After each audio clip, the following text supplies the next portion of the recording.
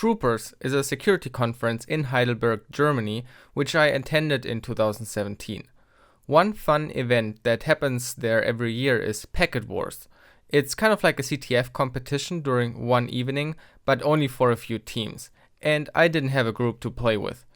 But it was held in this restaurant we were all at, and the task was shown on a beamer. This was 1. Battle 1. Whale spotting.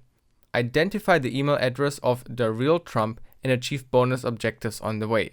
We have 45 minutes to solve it. And we get points for various objectives. Some for the email address, for evidence of whistleblower assassination, and if we identify a favorite coffee shop to organize a boycott. So my friend the Vamp and I had nothing else than our phone, but we were really craving to play. So we tried it.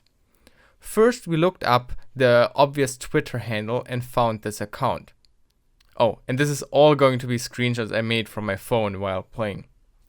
The latest tweet we can find says that we should ignore the tweet before because it was not relevant. So obviously the first step is to look into, for example, the web archive, because we hoped it had saved the deleted tweet. And yeah, there it was. It was a URL to some kind of report. We clicked on it and downloaded the PDF. Unfortunately, certain parts were blacked out, but I assumed they were just overlays because that's such a typical PDF redaction fail. So I simply tried to copy the whole page into a Notes app. And yeah, that worked. It revealed the text underneath. But it turned out that the text was actually an image, and it had this Cipher text on it, which looked like some kind of simple substitution cipher like Caesar or Vigenère. So we had to get the text out of the image, and we didn't want to type it on our phone. So we pulled up an online OCR service and uploaded the image.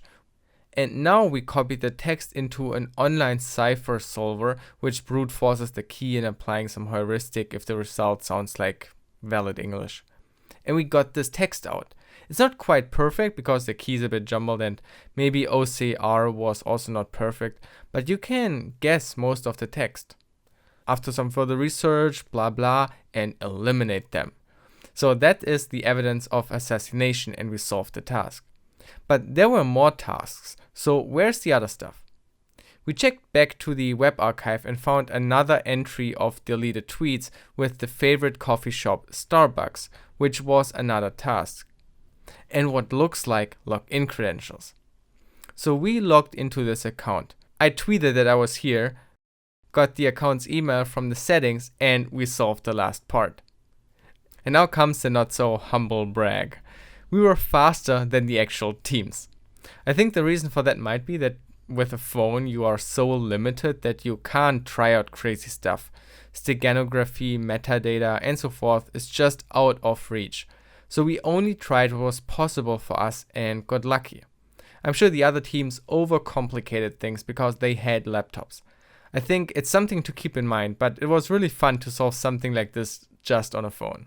Because we solved it first, the organizers even gave us the flag for participating, even though we were not officially part of PacketWars. So that was really awesome. And we also got this awesome shout out at the end of the conference when they were announcing the winners. The actual first people to solve the first challenge were the spectators. So our players actually got off to a kind of a rough start. Are those two guys out here? That's us. We were sitting somewhere here in the back. Okay, so let's hear it for those guys because, and they did a debrief much better than I or Matthias could ever do. I think you gave me the debrief and all the proofs in about 45 seconds. So I think you have a future in this sport. I really appreciate it. That was really fun. So I can only recommend the Troopers conference in Heidelberg. It's a solid conference, and if you have a chance to go there, you should. Unfortunately, it's a professional conference, which means ticket prices are really high and not something you generally buy privately. But the cool thing is they have limited spots available for students. You can write a motivational letter and maybe get a free ticket. So that's really cool, and I encourage you to do that.